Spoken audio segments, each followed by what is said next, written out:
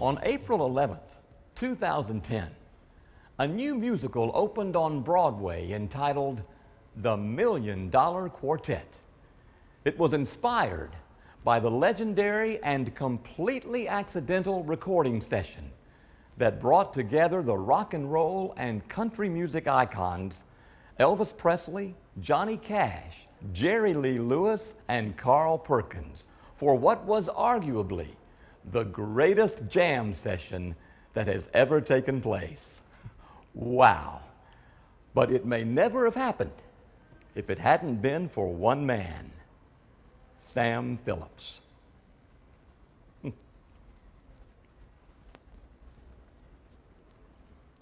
Sam Phillips was born in Florence on January 25th, 1923. Times were hard, and the Phillips family was poor. Young Sam worked in the cotton fields with his mother and father, alongside black workers.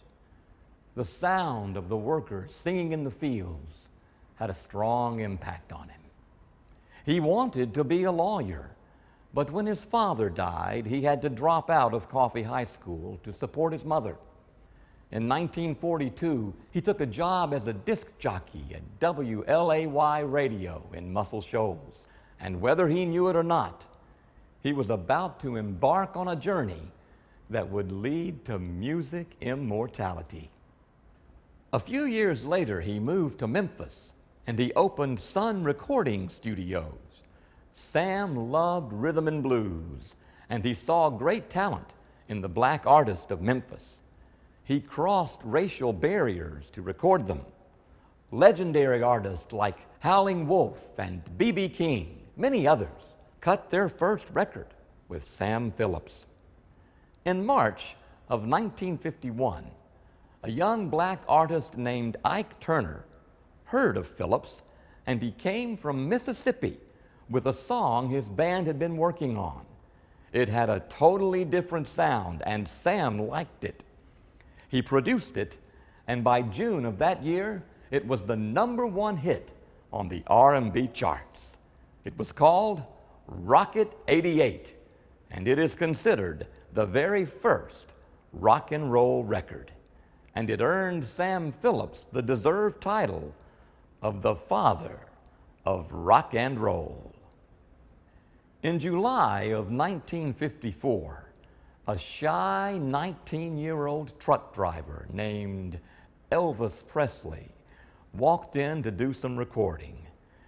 They'd been working for a couple of hours and things were not going very well. So during a break, Elvis started playing around with a song called That's All Right Mama. Now Sam had left the recorder running and he got it all on tape. And the rest, as they say, is history. By November of that year, Elvis Presley was well on his way to becoming a megastar, and rock and roll was here to stay. The success of Elvis brought a list of undiscovered talent to Sam that today reads like a who's who of rock and roll and country music.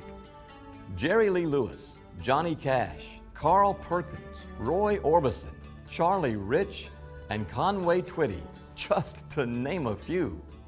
For the next 16 years, Sam Phillips produced more rock and roll records than anyone else in the entire world. The music that he discovered changed 20th century American culture. And for his contributions, the father of rock and roll is a member of the Alabama, Country Music, and Rock and Roll Halls of Fame. Sam Phillips was born a poor country boy, but he grew up to revolutionize the world of music. His name was and is internationally known. But even so, he never forgot his roots. Wherever he went throughout his entire life, he always paid tribute to Florence as the birthplace of his inspiration.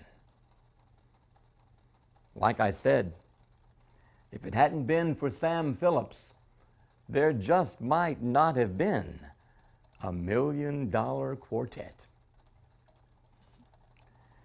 You know, I never like to pass up the opportunity to hear good music. Why don't we close this thing out with the song that started rock and roll?